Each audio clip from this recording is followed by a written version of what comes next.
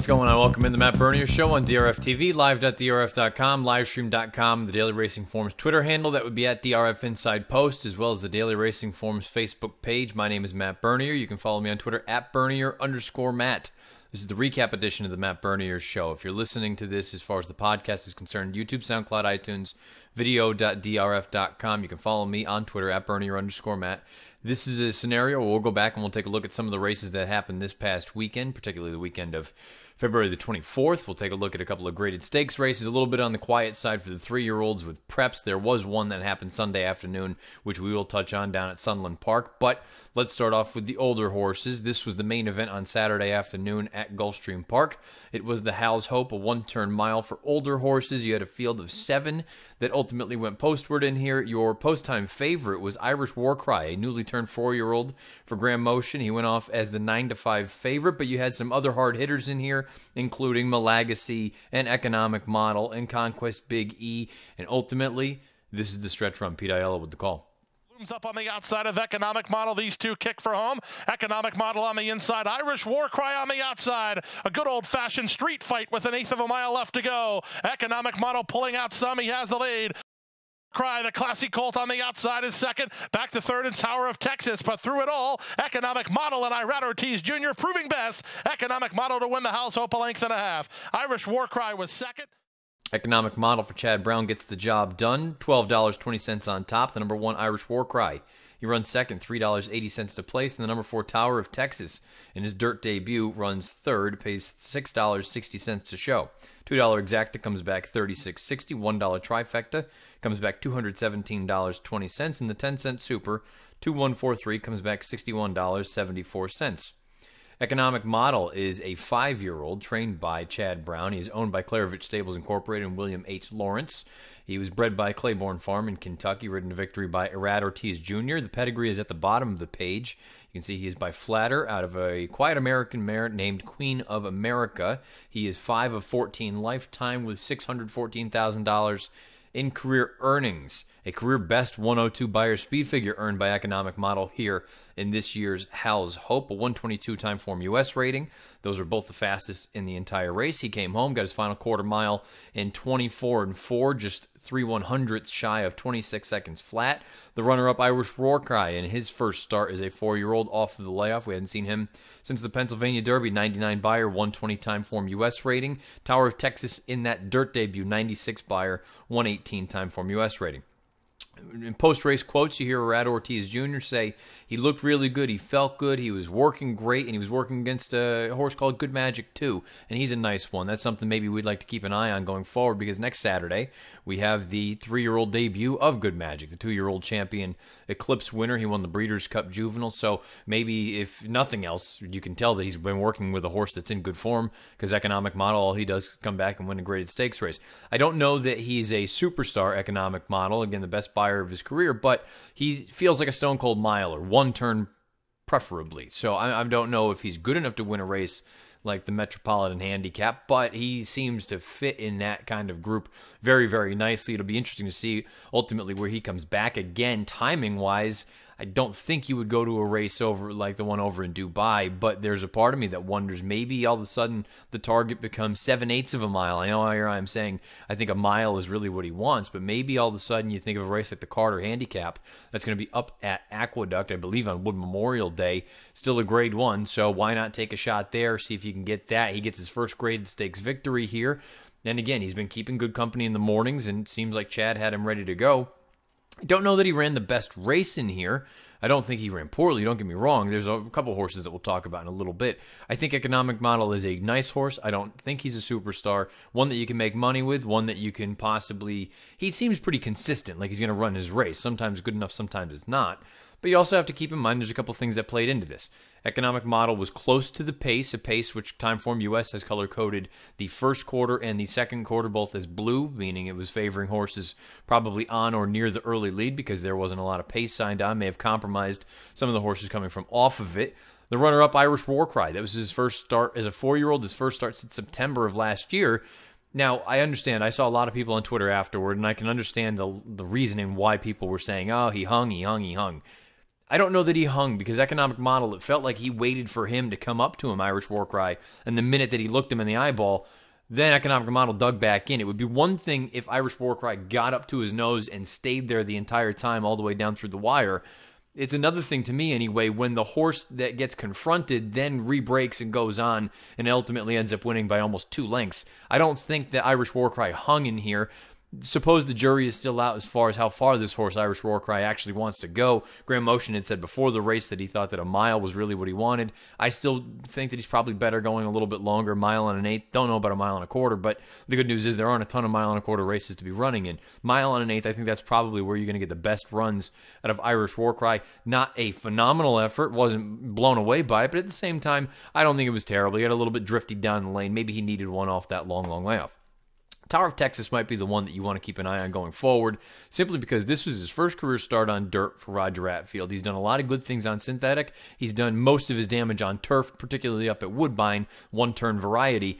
If there was more pace signed on early, I wonder if this horse gets a little bit closer. He's only beaten by less than 3 lengths for all the money. He gets that 96 Beyer, the 118 time form rating. But with those blue early fractions, it makes me wonder if you had given him a little bit more to run at early. Maybe we got a half mile in 46 flat as opposed to 46 and 4. Maybe that late kick that this horse packs Tower of Texas would have been enough to get maybe wouldn't have won, but maybe would have gotten closer. He came home in 25 and 3, so he's still in good form. He was a little bit late with the lead change. It's a little bit of a concern, but he's been known to do that in the past. To me, he might be the one that you want to keep an eye on going forward. I would imagine ultimately he'll go back to the turf at some point, but I thought this was a very good dirt debut for this horse, Tower of Texas. He is a 7-year-old. One other horse to consider, and then one other horse that we have to touch on. The one to consider going forward may be Conquest Big E. He also had a little bit of a uncomfortable trip. I liked him in this race, and I just thought for one reason or another the trip didn't work out. He was a little bit slow out of the gate, and then ultimately down the backside he had to check out of there. Luis Saez didn't really have many options. He was shuffled back to last. He tried to come on with a little bit of a run, but he was just flat down the lane. He wants to be a little bit more into the running, and particularly in the clear. So he's another one. I think Tower of Texas is a little bit more intriguing, but Conquest Big E, we know that he's solid, and he can show up and run a big effort. We have to acknowledge the sad situation in the race with Send It In for Todd Pletcher.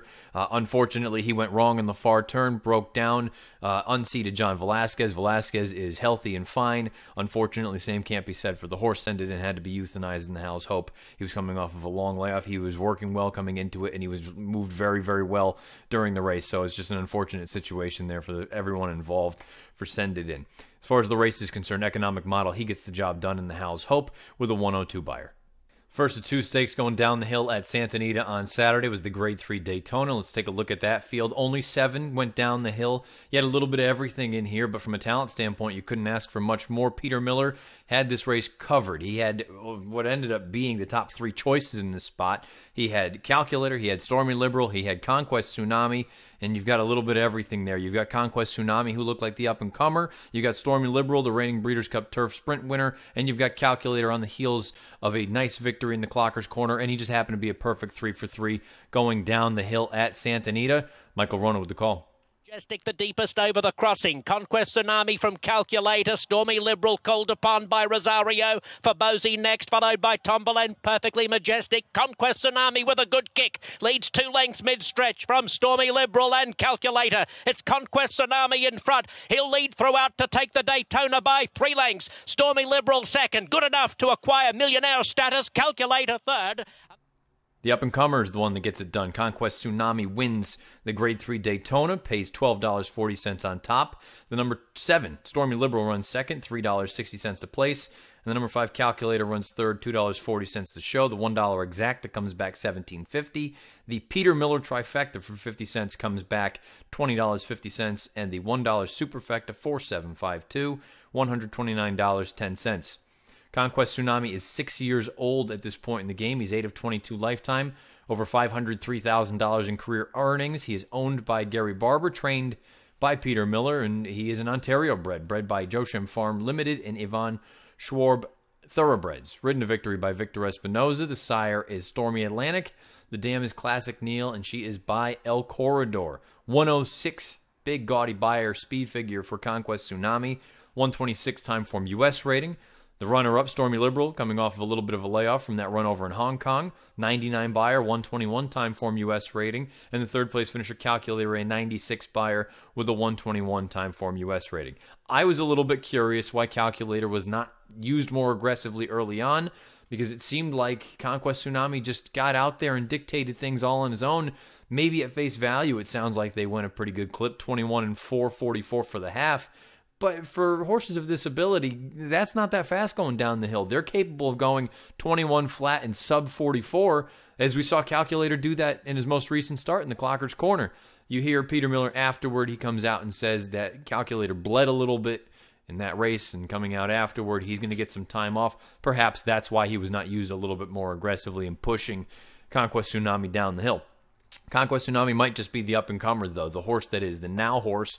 Tip of the cap to DRF's National Handicap from Mike Watchmaker. He pegged this horse on top, and he got a nice mutual out of him, 1240. He came home in 27 and 4, but of a horse that has a little bit of talent, boy, he can go a long way if you're going to give him a 44-second uncontested half mile. He's a nice horse. I just want to see what happens when he's pushed a little bit harder early on by some horses with some quality. Stormy Liberal, I think this is a fine effort for him. It seems like if there was a little bit more hitting early on, perhaps it would have allowed him to get into the run a bit more and possibly threaten. I know 2.5 lengths and Conquest Tsunami was actually putting distance between the two of them as they went down to the wire, but considering he was coming off of a little bit of a layoff, he was giving up the recency to Conquest Tsunami. Conquest Tsunami had everything go his way out there on the front end. I wonder if you gave me this scenario another time where you had some horses that could go and push Conquest Tsunami early on. Maybe Stormy Liberal, well, maybe he doesn't win, but he certainly is going to narrow that gap, I believe. It sounds like Peter Miller is saying they're going to wait and see if they get some invitations from the folks over in Dubai, because these top two there are both contenders and candidates. If they get the invitation, they both may go over and run in that Al-Quaz Sprint that's a $1 million race on March the 31st at Meydan. One last thing to just touch on, those bottom three runners in here. Tom Belaine, who ran fourth, he's probably going to go back to Woodbine. He'll do some good things up there. He's probably not quite this talented, but he's a nice horse, and Woodbine seems to be where he does most of his damage. The bottom three, I don't necessarily want to say I wasn't thrilled with the effort from Perfectly Majestic. I picked him, I bet him. I didn't think there was any real excuse. Maybe there wasn't enough pace in there. I was hoping they were going to go faster. But still, he didn't really come with any sort of serious bid. But the bottom three horses, this horse, Perfectly Majestic, What a View, and Tamba and Fabazzi, excuse me, they all seem to be route horses, and it felt like What a View. This was a starting off point. 6.5, I thought he'd be a little bit closer to the pace. Maybe he just got run off his feet. Second start out, I'd imagine you're going to stretch him back out to a mile. Fabazzi, a horse that's okay going down the hill, much better at a mile and 16th. Second start off the bench, you're going to stretch him back out, I would imagine. And Perfectly Majestic is Perfectly Majestic. He's probably best going a little bit longer. He's fine down the hill when you give a ballistic pace for him to run at, but he likes to run second and third a lot and settle for minor rewards, so I can understand anyone that says, I don't want any part of him anymore going forward. But just throw that in the back of your mind. Those bottom three horses, the horses that ran 5 through 7, they're probably better going a little bit longer anyway. But credit where credit is due. Peter Miller sweeps the trifecta, and he's got Conquest Tsunami in raging form right now, a 106 buyer winning the Daytona. Second stakes race at Santa Anita on Saturday was the nightcap, and it was also going down the hill. This was the field for the Wishing Well, a field of 8 fillies and mares. We're going to go down the hill about 6.5 furlongs. The Buzz horse was Samba Inc. for Bob Baffert, Juddmonte Farms. This was her first start in North America. She was a Group 1 winner in Argentina. She looked brilliant on tape, but it's always dangerous. First time going into a different area, you don't know what she was beating as far as competition was concerned. She was bet heavily, bet down to odds of 6-5. And she did not get the job done. A bit of a surprise horse got the job done. The longest shot on the board. Michael Ronan with the call. Gliding by Samba Inc. to the outside. Princess getting up near the fence. 3/16 to go, and Mongolian Shopper moves clear of Algorithmic. Then comes gliding by Malibu Stacy. Princess. Samba Inc. dropping right out of calculations. Mongolian Shopper leads with Princess running on. Mongolian Shopper in front from Princess. Mongolian Shopper is on a spree in California. Wins the Wishing Well. Mongolian Shopper. Big win, $48.20 on top as the longest price on the board, 23-1.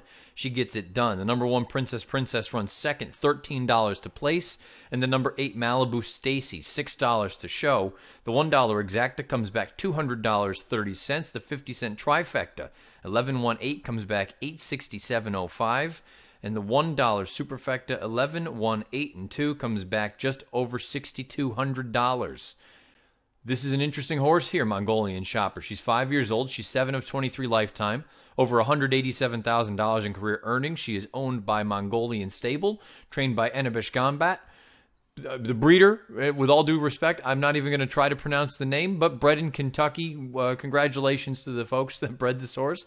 Ridden to victory by Stuart Elliott, Kentucky Derby winning jockey a number of years ago. You see the pedigree on the bottom of the page. She's by Any Given Saturday out of a Dynaformer mare named Window Shopper.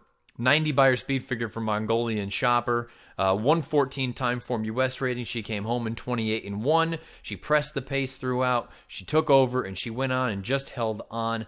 The late run from Princess. I thought it was a good effort from each of the top two, even the top three. I'll give it up to Malibu Stacy. I thought she ran fine. She never really threatened, but I thought she ran okay, all things considered. Miss Southern Miss possibly, I don't want to say compromised by the pace, but you have to look at it again. If I'm going to say this about the Daytona, now, admittedly, those boys are much more talented than these girls are. But if I'm going to sit there and say that 44 for the half is a little bit on the slow side for them, then I can certainly say 44-3 is slow for these girls. I do wonder, again, if you give a little bit more pace, does a horse like Miss Southern Miss come with a little bit of a better kick at the end? I don't want to say better kick. She came with her kick. But is she going to be closer to getting the job done? Because she only beaten by about a length and a half. So I wonder if they went a little bit faster early on, maybe that late kick of hers is accentuated and she can get closer, if not get the job done outright. I don't know what you want to do with a horse like Samba Inc.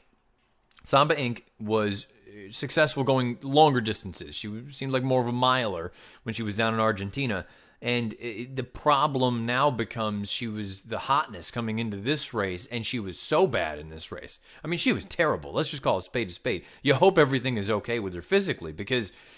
But at the same time, I've said this before in one of the other videos that we recapped a couple weeks ago, if there's something wrong, at least it would explain why she was so bad, because she was just dreadful in this spot. To be bet the way that she was, to have the buzz that she did, and to come up with a complete goose egg. Now, maybe it was the layoff. We hadn't seen her since May of last year. Maybe it was the distance. Maybe it was the configuration. Not all horses like going down the hill 6.5. It's a little bit of a quirky situation. Maybe she just didn't like all of it. Maybe second off the bench. Maybe they stretch her back out to a mile. Maybe she can get out there and go of more, let's say, relaxed pace, a little bit more of a rated pace, rather than having to chase 22-1. Still, at the end of the day, everyone involved has to look at this and say this is an unmitigated disaster. You hope that everything is okay with her, but my goodness, we're going to have to go back to the drawing board because this was not a good effort from her. Mongolian Shopper, conversely, she loves going down the hill, and I mentioned it when we did the stakes preview for this race. I didn't like her in here, but it's always dangerous to throw horses out that just seem to have an affinity for that downhill turf course. She was 2 for 2 leading into this race, and now she's a perfect 3 for 3 going down the hill. So the 90 Beyer, the 114 time form U.S. rating, she fits nicely. She doesn't have to have the lead. She can press it and go on with it. I think she's a nice little filly. I don't know what her ceiling is. This was probably it, if we're being honest. The 90 Beyer was easily the best of her career. She's a nice horse. The connection's great story. Good ride from Stuart Elliott. I just think I would keep the expectations in check and look at it and say, we got a good thing going here. Let's continue on with it. Mongolian Shopper gets the job done with a 90 Beyer. We move to the Sunday feature out at the Great Race Place, Santa Anita. It was early on the card, race number 3. You only had a field of 5 going forward for the Spring Fever Handicap. But you had some interesting names in here. Majestic Heat was going to be turning back in distance from route races most recently. You had Miss Sunset, who was a graded stakes winner as a 3-year-old, trying to find out if she'd be able to do it against older fillies and mares. Michael Ronan with the call. The red caps in behind them. Shy Carmelita backs out of it. Miss Sunset heads for home on a 1.5 length lead. Majestic Heat switching back to her insides, not gaining at the moment. Still about 1.5 lengths for Miss Sunset. From Majestic Heat, Cuddle Alert and Bad Juju. It's Miss Sunset with the lead. Miss Sunset for the Spring Fever. Wins by 2.5 to 3 lengths. Seconds a photo. Give it to Cuddle Alert ahead to Majestic Sunset Heat. Looked like she had a major advantage on paper, and in fact, that's how it plays out. She gets the job done in gate-to-wire fashion, winning the Spring Fever. Pays $4.40 on top. Cuddle Alert, a nice effort from this mare. She pays $6 to place.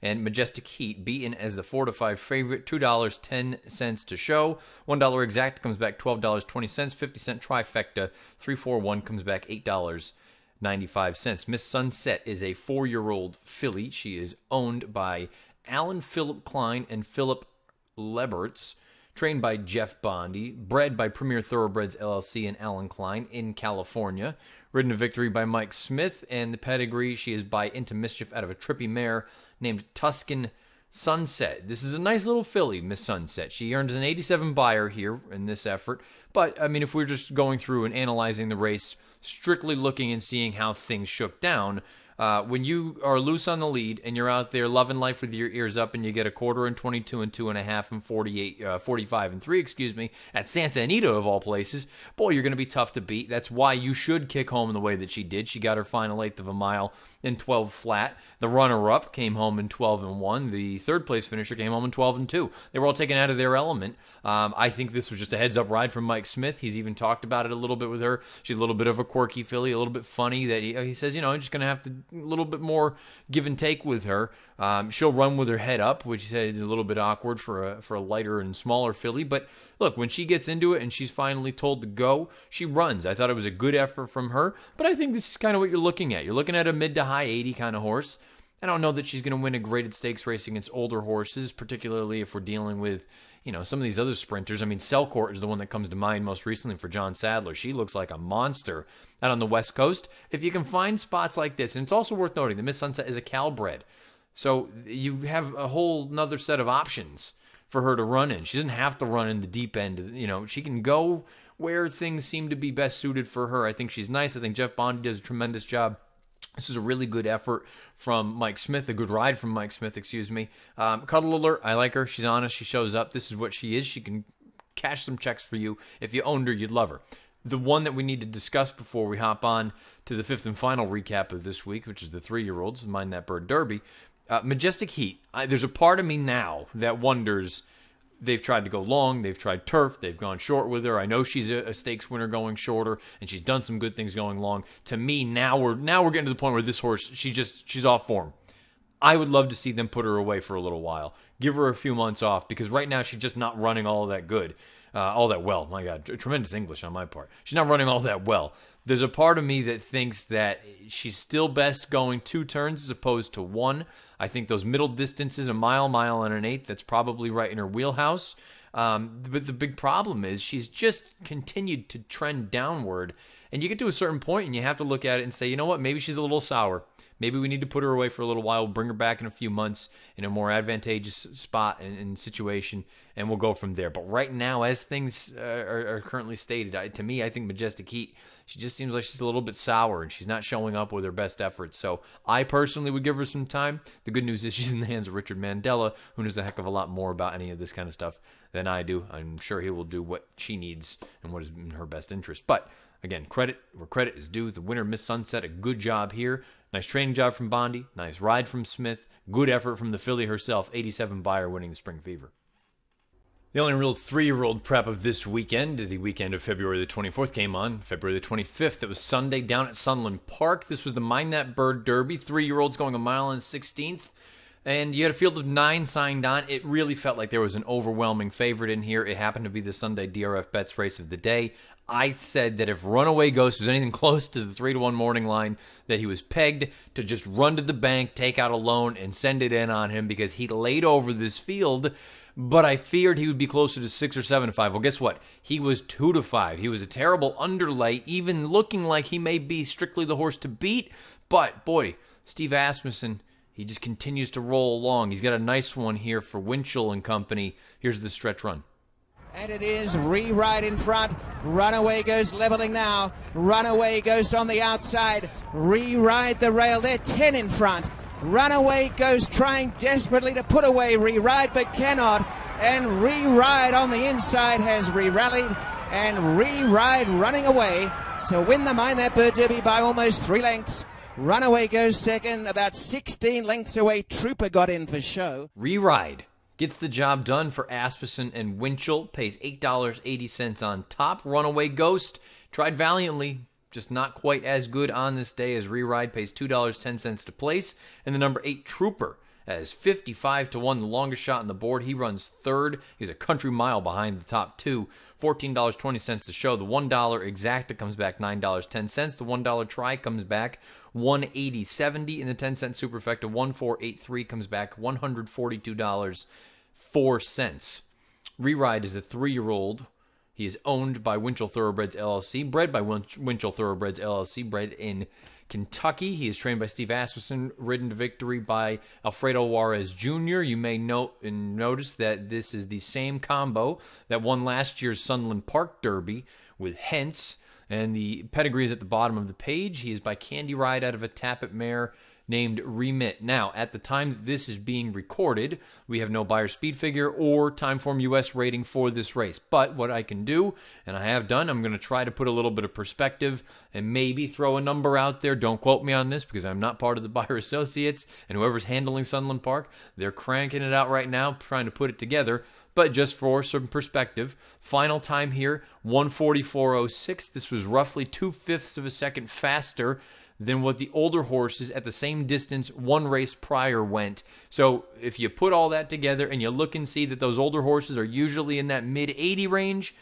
I would imagine these 3-year-olds, the top two, particularly Reride, will probably be in that 86 to 87 range. Again, don't quote me on that. That was just nuts and bolts. Give it a ballpark kind of number just for this show's sake. I would imagine it'll be a mid to high 80. Thought it was a good effort from Reride. I was questioning him coming into this spot because that run most recently at Delta Downs, visually it was okay. I wasn't blown away by it. I still don't know how he won that photo finish 2 starts back, but this time around, boy, this was a really good effort from this horse. He broke, he sat a little bit down the backside, the rail was open, he moved up, and just when he moved up and Runaway Ghost tried to extend a little bit and get away, this horse relaxed nicely. He didn't get headstrong, didn't pull, didn't try to fight the rider, and then going into the far turn, when Juarez said, let's go, he responded nicely. He dug in and he put away a nice horse. I think Runaway Ghost has actually got some talent, but he just was no match for this horse. Reride comes home in 31-3. You look at the pedigree, it's there. You look at the connections, they're there. No reason to think that these top two, and again, Runaway Ghost, I think is a nice little horse. I think he deserves to come back for the Sunland Park Derby, but based on this effort right here, Reride was just the better horse, simply put, on this Sunday afternoon. Again, the ballpark, I'm going to throw out that mid to high 80s. We'll call it an 87 buyer ballpark. Nothing is confirmed just yet. You'll have to keep an eye out and wait and see when this figure does come in. But I thought it was a good effort from Reride. He's probably not truly top level right now, but he's still lightly raced. He's 405 lifetime. He's over $166,000 in career earnings. No reason to think that he cannot continue to progress. And if he does so, maybe he's a nice sort of fringe contender for a race like the Kentucky Derby, the Run for the Roses, the first Saturday in May. There were a number of other stakes races that happened this weekend that we unfortunately are not able to get to is with the full in-depth analysis and recap. So as we do on this show, the recap show, we give you a little bit of a montage of some stakes races from coast to coast. Here that is now. At the top of the stretch. Now they're homeward bound in the Maxim. Net gain on the outside. Holiday Mischief on the inside. They square off in deep stretch. Center of the race course comes Blue Ridge Traveler on late. 70 yards to go. Net gain. Here's Blue Ridge Traveler flying to win the Maxim. Direct Dial goes right with him, and these two match strides at the top of the stretch. Born in Nixa threatens to run a big one. He runs within a length and a half of the lead. Final furlong, Matoli with work to do. Direct Dial battles on. Born in Nixa to the outside, the three of them to the final 16th, and Born in Nixa is going to take the lead. Born in Nixa, Matoli, and Direct Dial. Born in Nixa to win. The 7th Gazebo goes to Racing Room Bad is Bourbon Currency, and they're at the top of the stretch. Salmanazar turns for home in the Texas Glitter with a host of pursuers into the clear. Barbarossa's trying to get after him second. Down the outside on a late run from Clouded Judgment. Wildcat's Legacy, knifes between horses. Through it all, Salmanazar still has the lead. It's Salmanazar and Johnny V to win it gate to wire. Very close for second. Continues to look for Racing Room. Meanwhile, up front, Roses in the South tries to spring the upset off the turn with a 5-length lead now. March Express trying to get after her second, then Treasure for Gold, Picara, and Mrs. Ramona G. Can the leader get another 16th? Roses in the South still clear. Out of time is March Express. Roses in the South, gate 2 wire. March Express second, Treasure for Gold third. That's a ride there from Alvaro Doniz on the front end, winning the Melody of Colors at Gulfstream Park on Sunday afternoon. Let's find out if any of those races from the montage or any of the races that we've recapped have ended up on the weekend's best performances from a buyer speed figure standpoint. We do this every week on the recap edition of the Matt Bernier Show. Here they are. It doesn't matter age, doesn't matter distance, doesn't matter surface. Here we go. The 3-year-old males born in Nixa, 83 buyer in the gazebo at Oaklawn Park. As I mentioned when we went over the Sunland Park Derby, the buyer is not officially in. And I say the Sunland Park Derby, that's the Mind That Bird Derby. The buyer is not officially in. I expect it to be north of that 83. So in theory, that would put Re-Ride on top there. But as this is being taped, we don't have a buyer yet for the Mind That Bird Derby. So as stands, born in Nixa, 83 buyer in the gazebo at Oaklawn Park. 3-year-old females on dirt. Mo Smart, 78 buyer in a maiden special weight race at Gulfstream Park. The 3-year-old males on turf. Salmanazar, 86 buyer, winning the Texas Glitter on Saturday down at Gulfstream. The 3-year-old fillies on turf. Roses in the South. That's an 84 buyer, Alvaro Doniz, winning the Melody of Colors on Sunday at Gulfstream. The older males on dirt, Economic Model. We already talked about him at the top of the show when he wins the Hal's Hope, a 102 buyer speed figure. Older females, we've already talked about Miss Sunset. She gets an 87, winning the Spring Fever at Santa Anita on Sunday. Older males on turf, Conquest Tsunami, already discussed him. He gets a 106 when he wins the Daytona going down the hill at Santa Anita. And the older fillies on turf, it's a bit of a tie. We have one on Saturday, one on Sunday. Mongolian Shopper, the 90, winning the Wishing Well going down the hill on Saturday. And Blame It on Alfie in a non-winners of 2 other than at Santa Anita, a 90 buyer speed figure. There they are, the weekend's best buyer speed figure performances and the weekend's best performances here on the Matt Bernier Show. Let's dive into the DRFTV schedule for this upcoming week. We've got a number of good things coming up.